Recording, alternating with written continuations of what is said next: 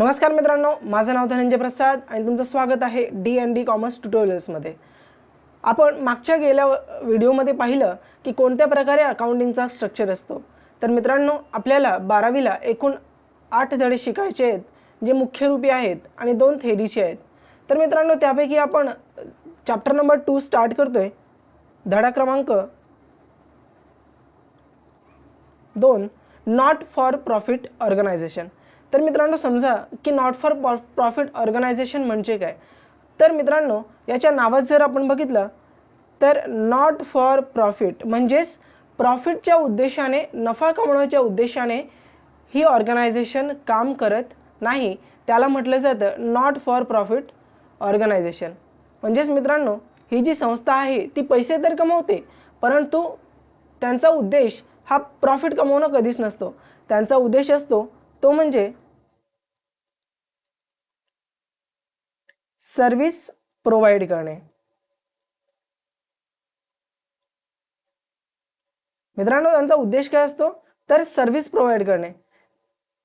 त्यांचा मेन हेतू म्हणजेच मोटिव्ह हा सर्व्हिस असतो आणि म्हणून याला काही वेळा सर्व्हिस ऑर्गनायझेशन असेही म्हणतात।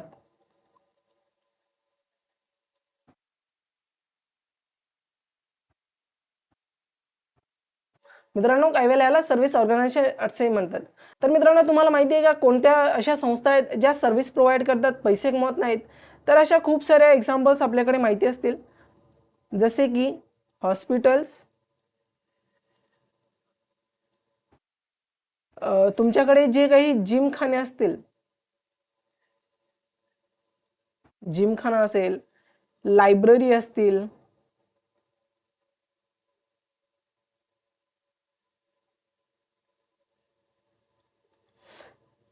लायब्ररी असतील, जिमखाने असतील, हॉस्पिटल असतील, चॅरिटेबल कुठला ट्रस्ट असेल जो चांगला काम करतोय, आश्रमशाळा असतील, वृद्धाश्रमे असतील, इवन महिला ऑर्गनायझेशन असेल, कुठला तरी महिला मंडळ असेल, असे सगळे जे काही आहेत ना मित्रांनो, ते सगळे कोण आहेत?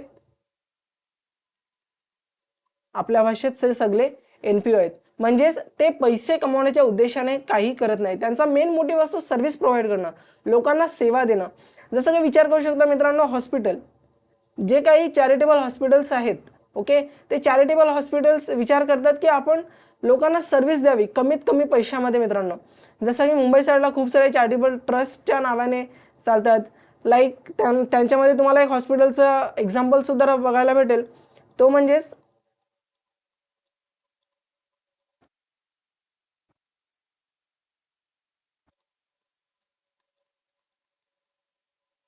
तुम्हाला ही गोष्ट माहिती असेल, टाटा मेमोरियल हॉस्पिटल। मित्रांनो, ही सुद्धा एक ट्रस्ट म्हणूनच काम करते आणि हे सुद्धा सर्व्हिस प्रोव्हाइड करतात। तुम्हाला माहिती असेल की टाटा मेमोरियल जो हॉस्पिटल आहे, तिथे कॅन्सर सारख्या रोगाचा इलाज काही वेळा मुफ्त केला जातो किंवा खूप कमी पैसा घेऊन केला जातात। म्हणजे विचार करा, असे काही हॉस्पिटल्स आहेत जे पैसे कमवण्याच्या उद्देशाने व्यापार करत नाहीत। मित्रांनो, नेक्स्ट आपण तुम्हाला एक अजून एक्झाम्पल खूप प्रचलित असेल, माहिती असेल, मला वाटतं तुम्ही सगळेजण क्रिकेट फॉलो करता आणि क्रिकेट फॉलो करताना तुम्हाला हे सगळं माहिती असेल की जी इंडियन क्रिकेट टीम आहे,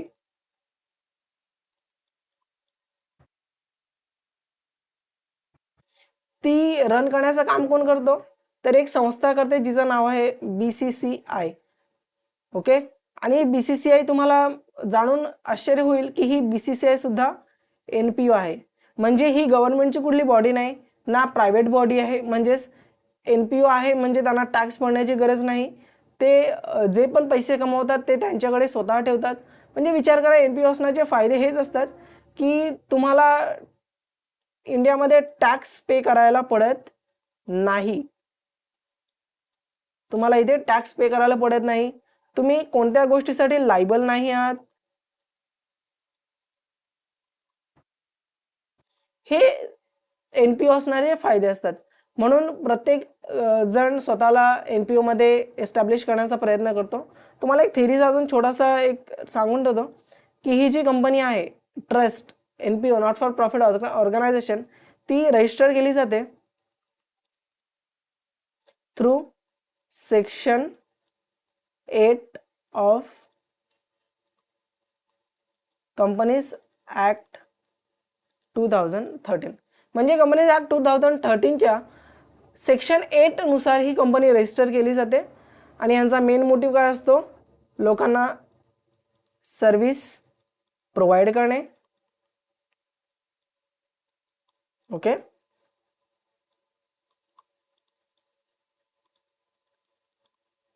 नॉट फॉर प्रॉफिट. तर मित्रांनो, हा झाला त्याचा बेसिक की ही ऑर्गनायझेशन काय आहे, तुम्ही याच्यामध्ये करणार काय आहात. मित्रांनो, आपण चॅप्टर नंबर 1 मध्ये पाहिलेला आहे की चॅप्टर नंबर 1 जो आहे आपला तो फायनल अकाउंट आहे. कोणाचा? तर पार्टनरशिपचा.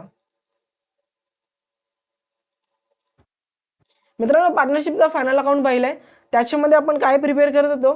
तर त्याच्यामध्ये मित्रांनो आपण प्रिपेअर करत होतो तो म्हणजेच नंबर 1 ट्रेडिंग अकाउंट. अजून काय प्रिपेअर करत होतो? P&L account. After that we prepare partners capital account. Partners capital account झाला की आपण त्याच्यानंतर प्रिपेअर करत होतो तो म्हणजेच बॅलन्स शीट. बरोबर ना? तर मित्रांनो, जेव्हा आपण फायनल अकाउंट पार्टनरशिपचा प्रिपेअर करत होतो तेव्हा तिथे आपण trading account, then P&L, then partners capital आणि बॅलन्स शीट. आपण काय करत होतो? ट्रेडिंग अकाउंटमधून GP काढत होतो म्हणजेच ग्रॉस प्रॉफिट.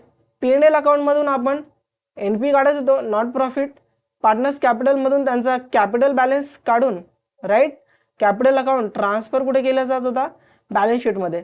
जर डेबिटला आला तर लायबिलिटी साईडला आणि जर क्रेडिटला आला तर असेट साईडला. या प्रकारे आपण काय प्रिपेअर करत होतो मित्रांनो? तर आपण फायनल अकाउंट प्रिपेअर करत होतो आणि आपण मित्रांनो बॅलन्सेस पुढे घेऊन जातो.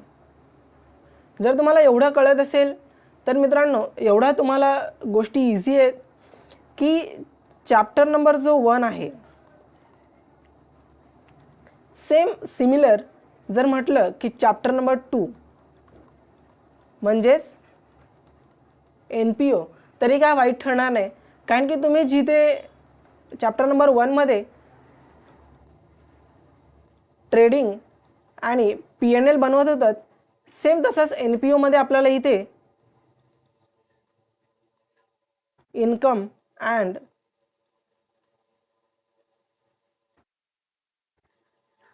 एक्सपेंडिचर अकाउंट प्रिपेअर करायचं आहे आणि जी काही तुम्ही बॅलन्स शीट बनवत होतात ती बॅलन्स शीट याच्यात सुद्धा कॅरी होते. तर मित्रांनो, खूप इझी धडा आहे. आपण विचार करा ना, ट्रेडिंग अकाउंट जो काही बनवतो आणि P&L अकाउंट जो कंबाईन बनवत होतो, आता इथे फक्त आणि फक्त काय बनवायचं आहे आपल्याला? इन्कम एक्सपेंडिचर अकाउंट आणि बॅलन्स शीट बनवायचं आहे. तर मित्रांनो, इथे गोष्टी थोड्या इझी होतात कारण की जे पण बॅलन्सेस येतील फक्त आणि 4 गोष्टीमध्ये येतील. What is prepare?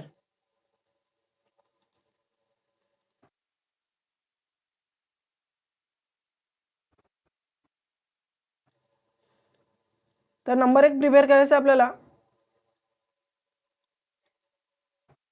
इन्कम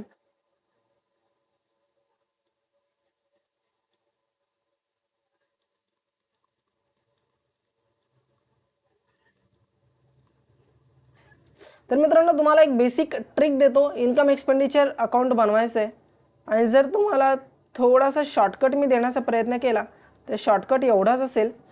तर मित्रांनो, आपण इथे बघतोय की इन्कमची जे P&Lच्या क्रेडिटच्या गोष्टी आहेत इन्कमला जातील आणि ट्रेडिंग डेबिट साईडची जी गोष्ट आहे किंवा P&L डेबिट साईडची जी गोष्ट आहे ती तुमची जाईल एक्सपेंडिचरला. मित्रांनो, बस एवढाच सोपासा ट्रिक आहे. तर मित्रांनो, जो तुम्हाला फायनल अकाउंटमध्ये तुम्हाला काय दिलं जात होतं? Trial balance. तुम्हाला काय प्रोव्हाइड होत होतो? Trial balance. NPO मध्ये तुम्हाला प्रोव्हाइड होणार आहे तो म्हणजे receipt and payment account. Receipt and payment account तुम्हाला काय याच्यामध्ये मिळणार आहे मित्रांनो? Receipt and payment account. लक्षात ठेवा, तुम्हाला एक छोटीशी ट्रिक देतो. रिसिप्ट म्हणजे काय? तर पैसे आले. रिसिप्ट म्हणजे पैसे आले आणि पेमेंट म्हणजे पैसे गेले.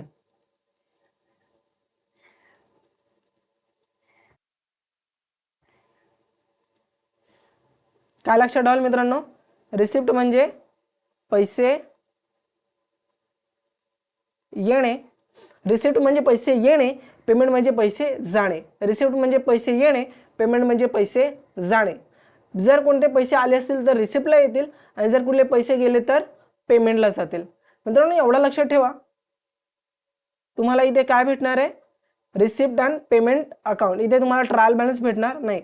हा रिसिप्ट अँड पेमेंटचा डब्बा तुम्हाला तुमच्या क्वेश्चन पेपरमध्ये येईल, फक्त तुम्हाला ते ओळखायचं आणि कुठे टाकायचं आहे ते लिहायचं आहे. तर मित्रांनो याच्यासाठी मी तुम्हाला एक छोटीशी ट्रिक देतो की जर रिसिप्टला पैसे आले तर कुठे लिहायचे आणि पेमेंटला जर पैसे आले तर ते कुठे लिहायचे. तर चला मित्रांनो, तुम्ही पण मला वाटतं माझ्यासोबतच नोट डाऊन करत असाल.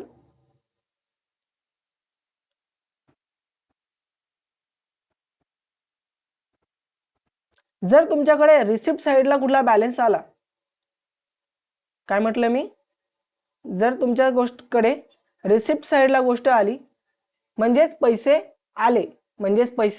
आले, तर गोष्ट तुम्हाला करायची ती म्हणजे पैसे आले तर पहिली गोष्ट तर ती इन्कमला जाईल. पैसे आले तर तुम्हाला कुठे जाईल ती गोष्ट, इन्कमला जाईल. आणि जर आणि सेकंड इफेक्ट जरी इन्कमला नाही गेला तर तुम्ही कुठे टाकायचं ती गोष्ट, लायबिलिटीजला. जर रिसिप्टला आलेत, जर तुम्हाला ती गोष्ट रिसिप्टला आली, कोणते पैसे आले, तर या तर ती तुमची इन्कम असेल किंवा लायबिलिटी असेल. काय असेल, इन्कम असेल, नाहीतर ती तुमची लायबिलिटी असेल. बस दोनच ठिकाणी काहीतरी जर विचार करा. माझी इन्कम असेल म्हणजेच पैसे मला आलेत, कोणत्या प्रकारे, तर मला ते पैसे जनरेट झालेत. लाईक मला कोणीतरी फी दिली, लाईक जर मी लायब्ररी चालवतोय, ओके, तर माझ्याकडे ॲडमिशन फीज झाल्या, लाईफ मेंबर, जर माझ्याकडे कुठली सबस्क्रिप्शन कोणी माझ्याकडे घेऊन ठेवलं आहे लायब्ररीत तर ते पैसे आले, तर ते सगळे कुठे लिहिणार मी, इन्कमला लिहिणार. पण जर पैसे मी बँक लोन घेतलं आहे, पैसे आलेत माझ्याकडे, कारण की मी इथे कुठला धंदा तर करतच नाही ना मित्रांनो. जर मी लायब्ररी आहे तर मी थोडी ना पुस्तकं विकणार आहे मित्रांनो. तर मी काय करणार आहे, बँक लोन जर मी घेतला, बँक ओव्हरड्राफ्ट घेतला, तर इथे लायबिलिटीजला ती गोष्ट टाकायची. म्हणजेच एवढा क्लिअर ठेवा, जर रिसिप्टची कुठली गोष्ट आहे तर त्या तर इन्कमला जाणार, नाहीतर सेकंड तो कुठे जाणार आहे, लायबिलिटीला. या तर तो इन्कमला जाईल, नाहीतर लायबिलिटीला. नंतर क्वेश्चन तुम्हाला देईल, प्रोव्हाइड करेल, तो म्हणजे पेमेंट. क्वेश्चन तुम्हाला काय प्रोव्हाइड करेल, पेमेंट.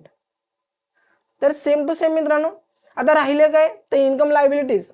आता आपल्याला बनवायचं काय इथे मित्रांनो, सर तुम्ही पाहू शकताय आपल्याला बनवायचं काय याच्यामध्ये, इन्कम एक्सपेंडिचर आणि बॅलन्स शीट बनवायचे. बॅलन्स शीट म्हणजेच लायबिलिटीज किंवा असेट. मग जर माझा इन्कम झाला, माझी लायबिलिटी झाली, मग राहिला का एक्सपेंडिचर आणि असेट. म्हणजेच जर पेमेंट साईडला गोष्ट आली तर ती कुठे लिहिणार मी, या तर ती मी लिहिणार माझ्या एक्सपेंडिचरला, या तर ती मी कुठे लिहिणार आहे, एक्सपेंडिचरला. आणि जर एक्सपेंडिचरला ते व्हॅल्यू आली नाही, मला माहिती झाला तो माझा खर्च नाहीये, मग मी ती गोष्ट कुठे लिहिणार आहे, असेट साईडला. मी गोष्ट कुठे लिहिणार आहे मित्रांनो, असेट साईडला. आय होप तुम्ही हा सगळा नोट डाऊन केला असेल. तर मित्रांनो आता आपण छोटेसे एक बेसिक फॉर्मॅट बघूया की लायबिलिटी साईडला कुठल्या गोष्टी येतात, असेट साईडला कुठल्या गोष्टी येतात, किंवा इन्कमला कोणत्या गोष्टी येतात, पेमेंटला कोणत्या गोष्टी येतात. तर मित्रांनो बघा, हा छोटासा मी एक स्ट्रक्चर तयार केलेला आहे, हा तुमच्या पुस्तकात सुद्धा असेल.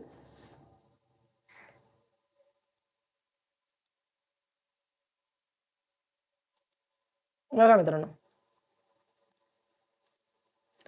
हा नॉट फॉर प्रॉफिटचा तुम्हाला दिसत असेल फॉर्मॅट दिलाय मी तुम्हाला, कसला, रिसिप्ट आणि पेमेंटचा. म्हणजेच पैसे आले आणि पैसे गेले, तर पैसे कशा प्रकारे येऊ शकतात मित्रांनो, cash in hand, cash at bank. म्हणजे जो गेल्या वर्षीचा बॅलन्स आहे, जो गेल्या वर्षीचा कॅश राहिलेला आहे माझ्याकडे शिल्लक, या तर बँकेत असेल, नाहीतर माझ्या हातात असेल रोख कॅश, लिक्विड कॅश, तर तो कुठे येणार आहे, इथे येणार आहे. त्यानंतर मला रिसिप्ट काय होणार आहे, सबस्क्रिप्शन रिसिव्ह होणार आहे. ओके, जर कोणी माझ्याकडे सबस्क्रिप्शन घेऊन ठेवलंय तर PYचा असेल, लास्ट इयरचा, करंट इयरचा असेल, किंवा माझ्या नेक्स्ट इयरसाठी असेल. कोणी असतो ना की म्हणतो की लायब्ररीमध्ये आले की म्हणतात, काका मला यावर्षीचं सबस्क्रिप्शन हा घ्या आणि मला ना पुढच्या वर्षी सबस्क्रिप्शन काय माहिती माझ्याकडे पैसे असतील की नसतील, देता येईल की नाही. तुम्ही आत्ताचे पैसे घेऊन ठेवा, म्हणजे मला पुढच्या वेळी भरायला पडणार नाही. हा ॲडव्हान्समध्ये घेऊन ठेवा, म्हणजे नेक्स्ट इयरसाठी असेल. आणि कोणी तसंच असू शकतो की म्हणेल काका आज माझ्याकडे पैसे नाही आहेत, नंतर घ्या. नंतर करता करता तो म्हणतो की आता वर्ष निघून गेलं आहे, आपण हे पैसे पुढच्या वर्षात भरूया. मग तो कोणतरी येतो जो करंट इयरमध्ये गेल्या वर्षीचे पण पैसे देऊन जातो. त्यानंतर डोनेशनच्या रूपाने पैसे येतात, एंट्रन्स फी रूपाने पैसे येतात, जनरल ग्रँट येते. जर कुठला न्यूजपेपर रद्दीमध्ये पडलेला असेल तर आपण तो विकून पैसा जनरेट करू शकतो, राईट. जर कुठला स्पोर्ट्स मटेरियल असेल तो विकून आपण पैसे जनरेट करू शकतो. इंटरेस्ट ऑन इन्व्हेस्टमेंट भेटू शकते आपल्याला. इन्कम फ्रॉम कॉन्सर्ट आपण ऑर्गनाईज करतो. Dividend, rent received, interest received, miscellaneous receipt, life membership fees, building fund, rent of hall, cricket fees, tuition fees, term fee, collection fee. मित्रांनो, म्हणजे बघू शकता तुम्ही जे पण पैसे आलेत ते सगळे कुठे गेले, तुमचे रिसिप्टला.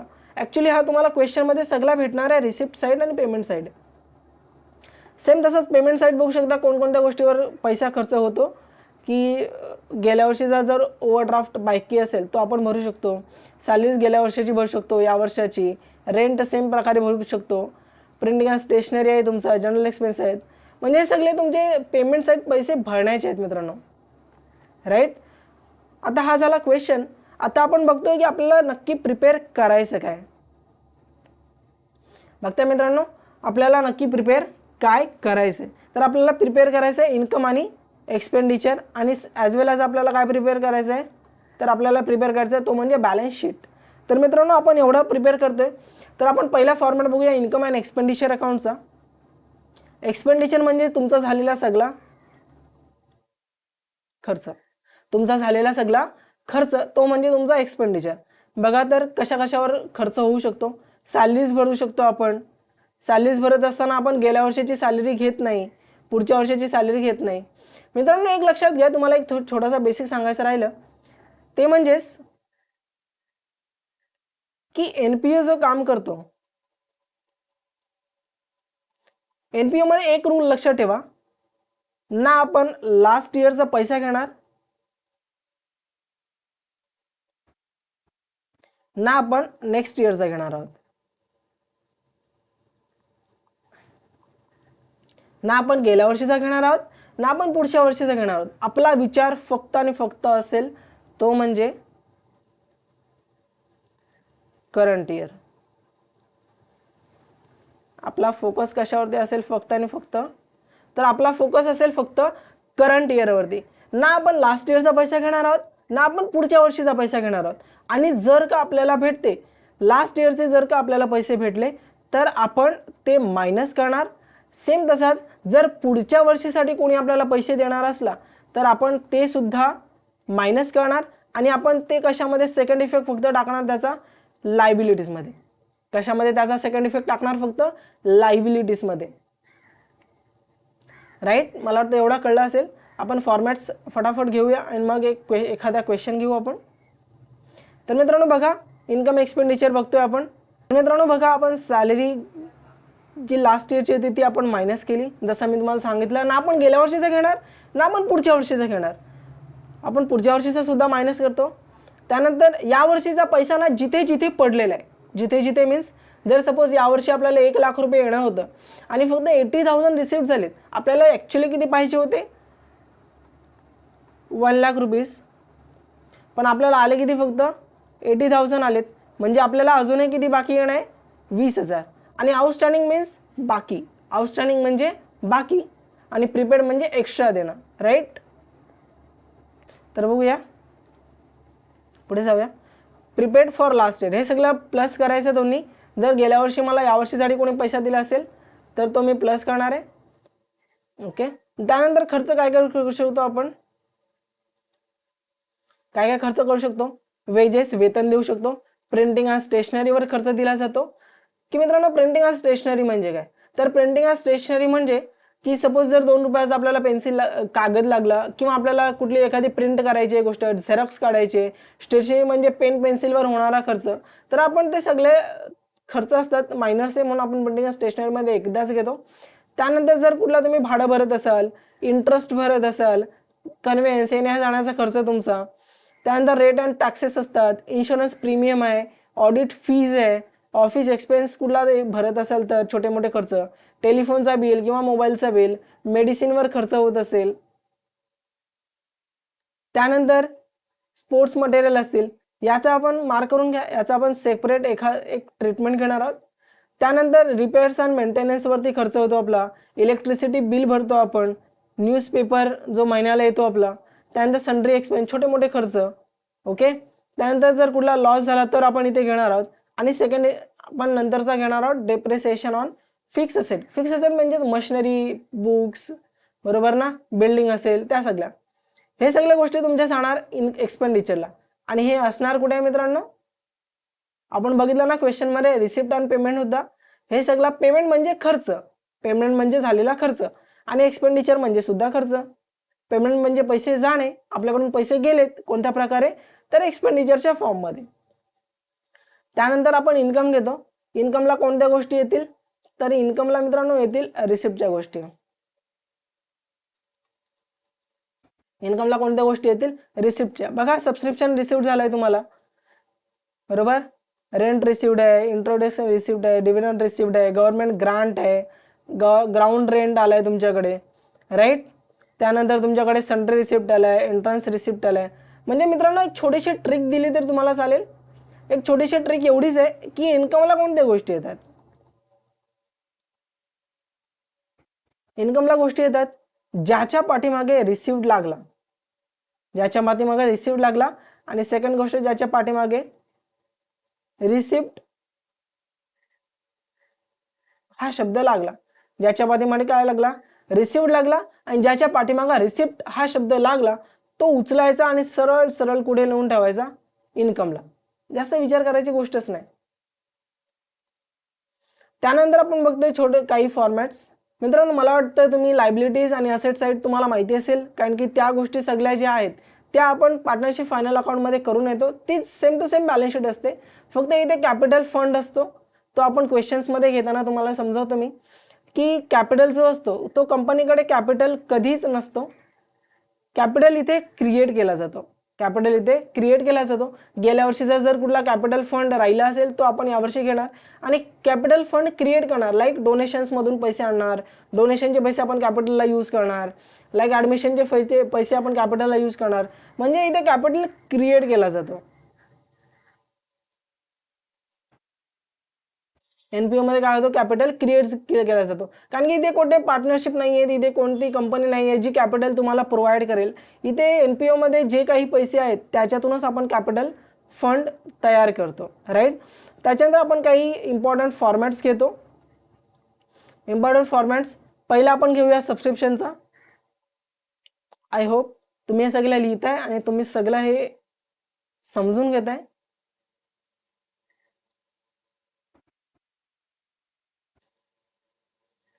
पहिला फॉर्मॅट बघतोय आपण सबस्क्रिप्शनचा. सबस्क्रिप्शनचा फॉर्मॅट बघा की पहिले येणार बाय सबस्क्रिप्शन रिसिव्ड. अमाऊंट इनरला पहिला कॉलम इनरचा असतो, दुसरा कॉलम आपला आउटरचा असतो. जर कुठली काही गोष्ट प्लस मायनस होत असेल तर ती व्हॅल्यू इनरला घेतली जाते, त्यानंतर टोटल करून आउटरला टाकली जाते, राईट. बघा सबस्क्रिप्शन रिसिव्ड झाला तुमचा. त्यानंतर हा तुमचा असेल रिसिप्ट अँड पेमेंटमध्ये असेल तुमच्या साईडला, ही गोष्ट रिसिप्टला असते, ही कुठे असते तुमच्या रिसिप्ट साईडला असते.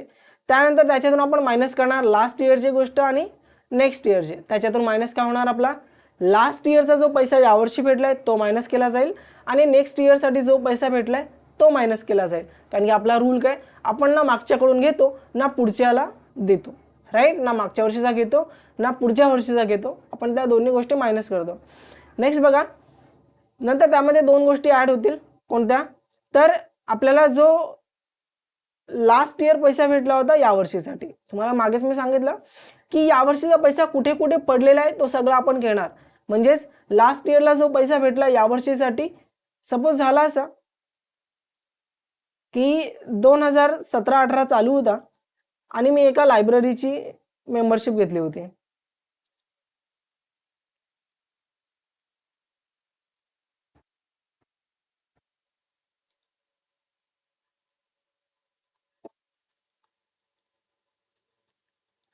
मी 2017-18 मध्ये काय घेतला होता, लायब्ररीचा सबस्क्रिप्शन घेतला होता आणि मला असं वाटलं की माझ्याकडे सध्या ना खूप पैसे आहेत.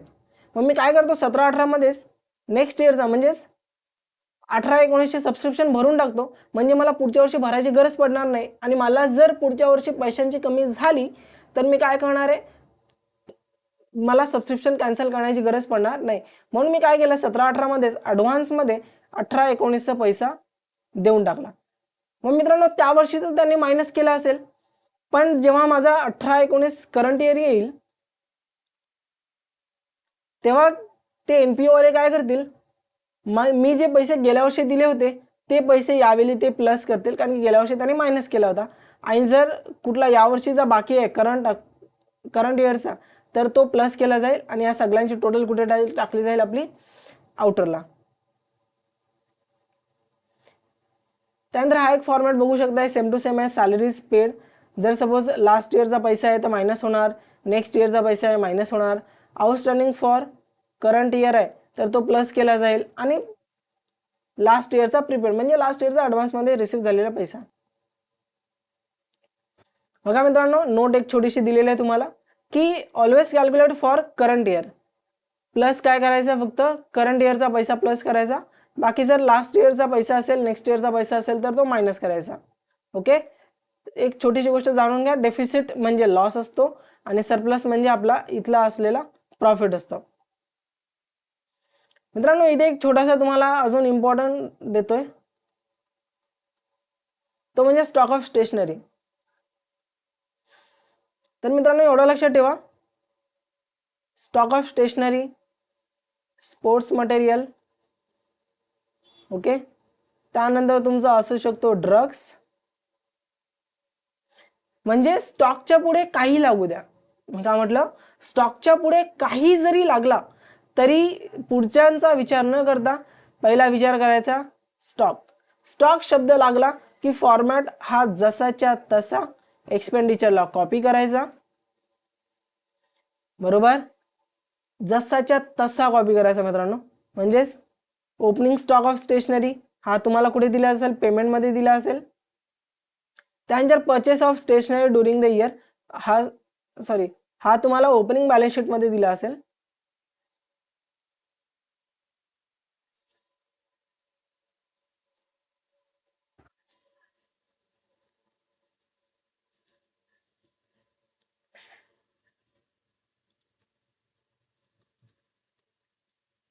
हा तुम्हाला कुठे दिला असेल, ओपनिंग बॅलन्स शीट मध्ये दिला असेल. Okay, opening stock of stationery म्हणजे ओपनिंग स्टॉक कुठे असेल, पहिल्या बॅलन्स शीट मध्ये. सुरुवातीची जी बॅलन्स शीट असेल लास्ट इयरची त्याच्यामध्ये तुम्हाला दिलेलं असेल. त्यानंतर purchase of stock of stationery जो तुम्ही करंट इयर मध्ये कराल आणि करंट इयर मध्ये कोणते पैसे आले, कोणते पैसे गेले म्हणजे परचेस केले आपण, तो पेमेंट साईडला असेल. त्यानंतर आउटस्टँडिंग स्टेशनरी बिल, जर कुठली गोष्ट आउटस्टँडिंग असेल तर ती प्लस करायची. त्यानंतर तिघांची टोटल घेऊन याच्यातून काय करायचं, क्लोजिंग मायनस करायचं. आणि क्लोजिंग मायनस कराल, क्लोजिंग कुठे असेल, पायाखाली कुठेतरी रेंगताना दिसेल म्हणजेच ॲडजस्टमेंटमध्ये, पायाखाली म्हणजेच ॲडजस्टमेंटमध्ये कुठेतरी दिसेल. आणि ॲडजस्टमेंटचे दोन इफेक्ट येतील तुमचे, एक तर तुमचा जाईल एक्सपेंडिचरला आणि सेकंड इफेक्ट टाकायचा तुम्ही असेटला जो की आपण क्लोजिंग स्टॉक नेहमी टाकतच असतो, बरोबर. आणि अशा प्रकारे तुम्हाला भेटणार आहे स्टेशनरी कन्झ्युम. तर मित्रांनो आय होप तुम्हाला एक गोष्ट समजले की स्टॉक जेव्हा पण येईल, स्टॉक कशाचाही असू द्या, मेडिसिन असेल, ड्रग्स असेल, बरोबर, स्टेशनरी असेल किंवा स्पोर्ट्स मटेरियल असतील, कोणत्याही प्रकारचे स्टॉक असतील, ते स्टॉक सगळे एक्सपेंडिचरला तुम्ही तो फॉर्मॅट लिहा, सेकंड इफेक्ट असेटला टाका आणि इथे तुमचा हा स्टॉकवाला संपून जाईल. सगळ्यात इम्पॉर्टंट याच्यामध्ये दोनच गोष्टी असतात, एक सबस्क्रिप्शन आणि दुसरा असतो तुमचा स्टॉक. त्या गोष्टी तुम्हाला कळल्या तर हा धडा इझी आहे, 90% इझीच धडा आहे. ॲक्च्युली तुम्हाला 12 मार्क्स बोर्ड प्रोव्हाइड करण्याचा प्रयत्न करतोय, तर दोन्ही हाताने तुम्हीही घ्या आणि चांगले मार्क्स स्कोर करा. तर आय होप मित्रांनो इथे तुमचा बेसिक तुम्हाला कळला असेल. नेक्स्ट व्हिडिओमध्ये आपण प्रयत्न करू कुठला तरी एक छोटासा चांगला सम घेण्याचा आणि नंतर अशा प्रकारे आपण सम्स घेऊन रेडी करू. नमस्कार.